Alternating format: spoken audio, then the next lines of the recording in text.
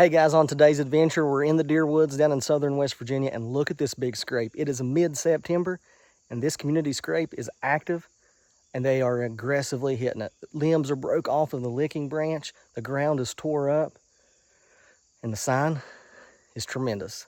So I'm gonna put some trail cameras out to reveal exactly what is calling this place home, and who knows, we may arrow a buck in this very spot later on down the year. So if you're in the woods during the September time frame, be on the lookout for when those bucks start to get aggressive. The velvet comes off, they get a sudden boost of testosterone.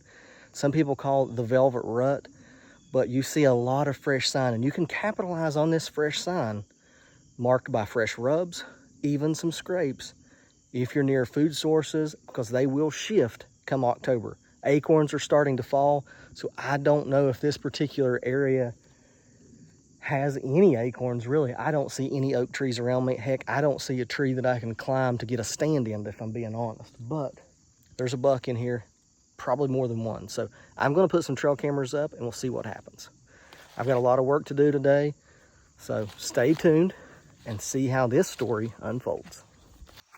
So take a look at this.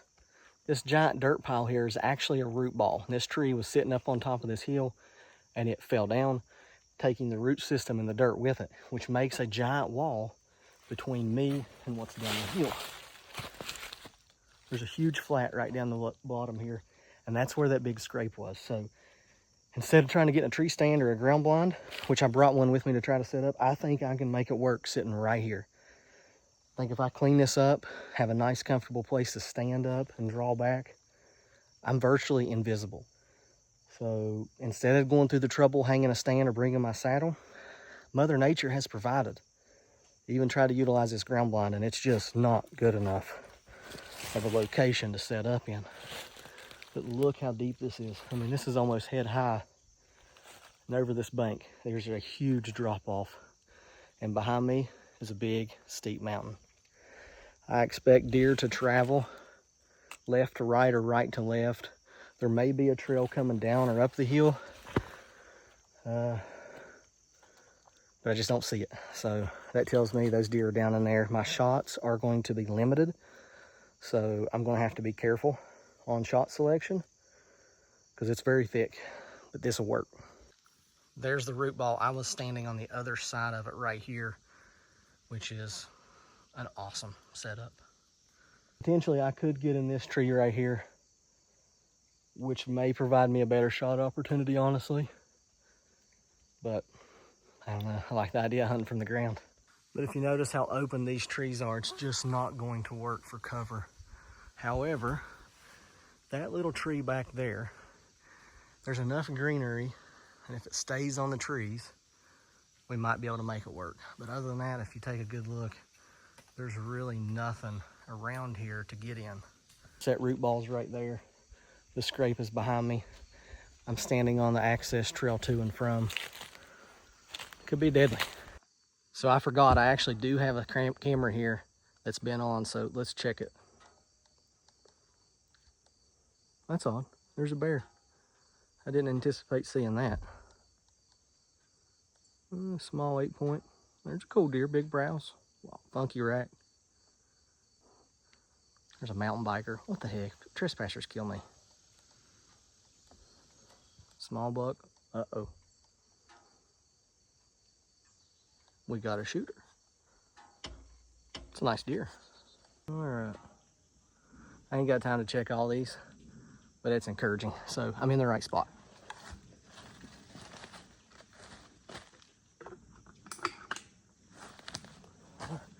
All right, let's get back to work.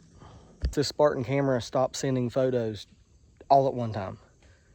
I don't think it was a battery situation because there was a solar panel on it. But I will say it's probably a bear, judging by the fact that there's no antenna. And my solar panel has been ripped off the tree and it's down the hill. So, crap. I did bring it back up. So I'm gonna replace it and hope that bear has moved on. It's unfortunate because this place is littered with acorns this year. And could be bad for trail cameras. All right, so I swapped out the cameras, and it does appear that a bear or something like that has tore it up. Antennas broke, the cable's chewed up, and I put a reveal up, a solar panel above it on the backside.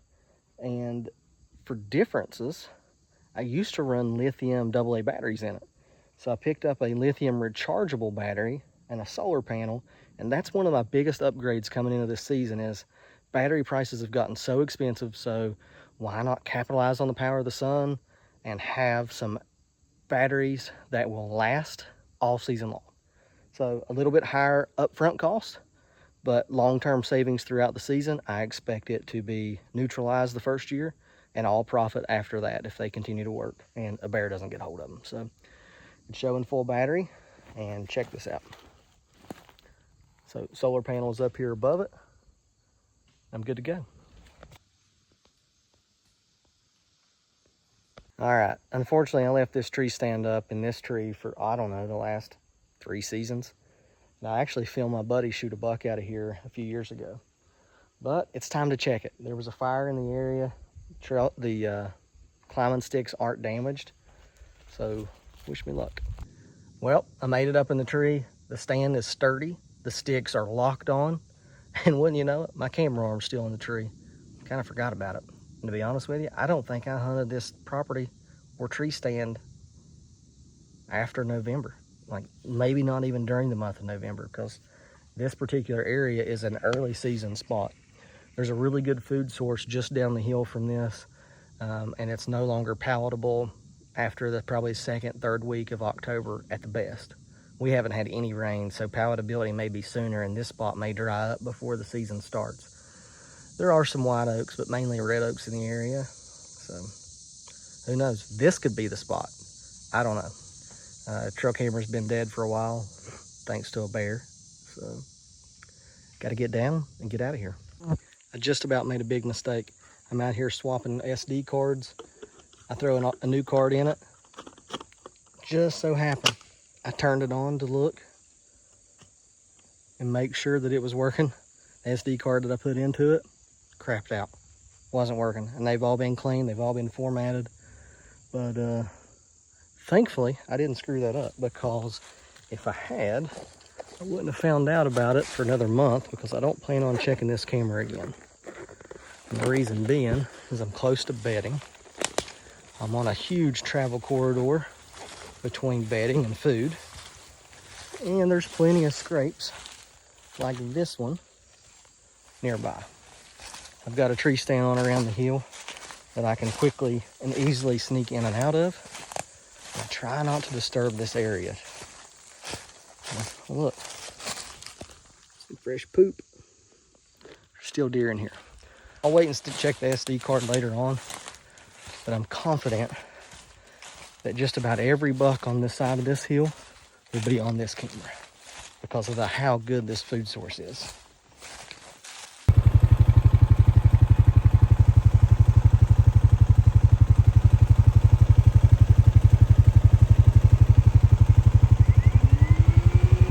So the other day I was out looking for a squirrel sign, and I wish I could have found this. Look at all the hickory cuttings. Early season like this, that is the tree. Scaly bark hickory. And it is so it is squirrel season. And I did bring my chipmunk 22 with me, or cricket 22, what they're called nowadays. So if I get a chance, I might kill me a mess of squirrels. Or pick a mess of paw-paws. I made a mess. This excites me way more than you know. I've been waiting all summer for these to get ripe. Do you know what they are? It's an Appalachian banana, better known as a paw-paw. And here's how to eat them. So the first thing you'll notice is they're kind of dark and dingy. They bruise easy. They bruise like a peach or a banana. And when you take them off the tree, they kind of get black quick. So the easiest way, just peel the skin back. You can cut it. I don't like to eat the skin of it. Once you got it's nice, bright yellow. Once you get it opened up, bite in, sweet, juicy, and we haven't had any rain. It amazes me that the amount of moisture these little trees can soak up from the ground. But they have a lot of big seeds in them, and I'm getting ready to show you, so I don't want to gross you out, but I'm going to spit these seeds out.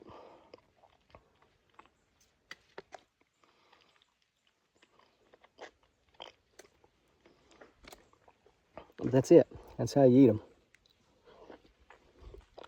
them. Take a look at these rubs. This is early season. The velvet has just come off, and these are some of the biggest, most aggressive rubs that I've found in a long time. Check it out.